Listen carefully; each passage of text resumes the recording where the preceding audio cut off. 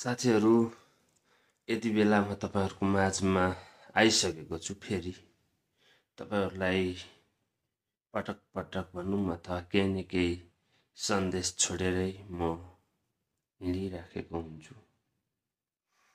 जनहितको लागि, हामी नेपाली नागरिकको लागि भनौं अथवा जसले यो भिडियो हेर्नु हुनेछ, बुझ्नु हुनेछ, सबैको लागि एकदमै काम लाग्ने महत्त्वपूर्ण जानकारी मैले तपाईहरु माझ दिइराखेको छु। धेरै नै दिइराखेको छु। आज मैले तपाईहरु माझमा मानिसहरूले यो लत नशा कसरी छोड्ने त भन्ने जानकारी दिनेछु। धेरैले रक्सी सेवन गर्छन्, ड्रग्स सेवन गर्छन्, गाँजा सेवन गर्छन्, चुरोट सेवन गर्छन् भनौं अथवा अन्य धेरै चीजहरू सेवन गरिराखेका हुन्छन्। अब यसलाई हामीले कसरी अन्त्य गर्न सक्छौं त?